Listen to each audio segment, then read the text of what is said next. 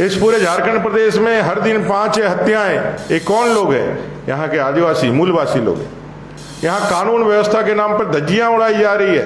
Police से आदिवासी संगठन के कार्यकर्ताओं को, आदिवासी नेताओं को, आदिवासी छात्रों को पिटवाया जा रहा है।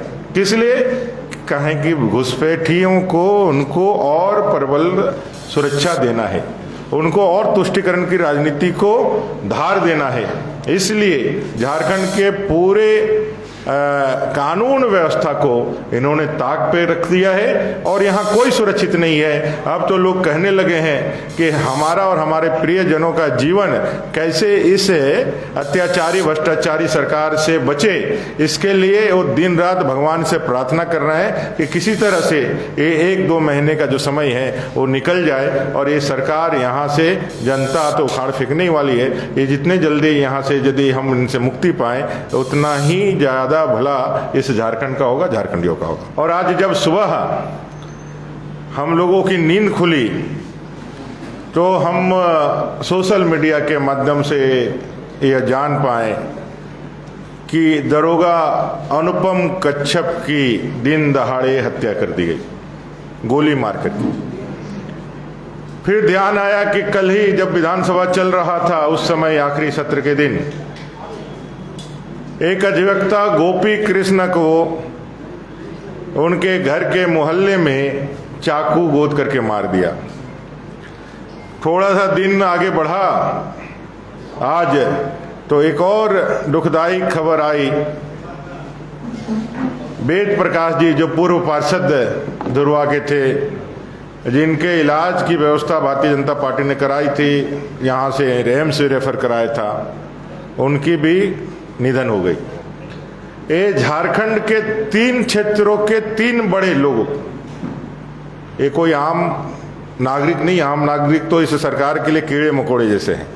उनके जीवन का, उनके अस्तित्व का तो कोई मोल झारखंड मुक्ति मोर्चा और कांग्रेस के लिए है ही नहीं।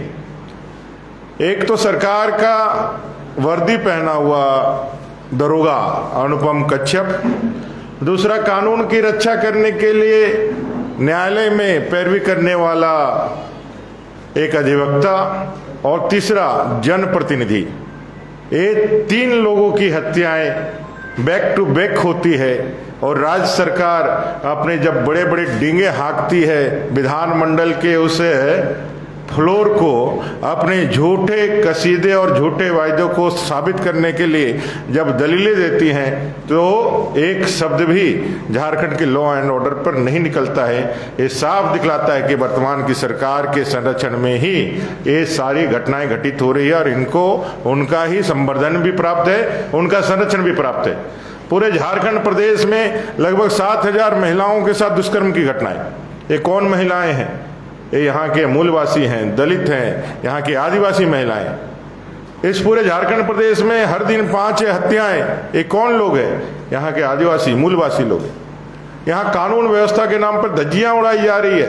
पुलिस से आदिवासी संगठन के कार्यकर्ताओं को, आदिवासी नेताओं को, आदिवासी छात्रों को पिटवाया जा रहा है। किस लिए? कहें कि घुसपैठियों को उनको और प्रबल सुरक्षा देना है, उनको और तुष्टीकरण की राजनीति को धार देना है। इसलिए झारखंड के पूरे कानून व्यवस्था को इन्होंने ताक पे रख दिया है और यहाँ कोई सुरक्षित नहीं है। अब तो लोग कहने लगे हैं कि हमारा और हमारे प्रियजनों का जीवन कैसे इस अत्याचारी भ्रष्टाचारी सरकार से बचे, इसके लिए वो दिन रात भगवान से प्रार्थना कर रहे हैं कि किसी तरह से ये 1-2 महीने का जो समय है वो निकल जाए और ये सरकार यहाँ से, जनता तो उखाड़ फेंकने वाली है, ये जितने जल्दी यहाँ से यदि हम इनसे मुक्ति पाएं उतना ही ज़्यादा भला इस झारखंड का होगा, झारखंडियों का होगा।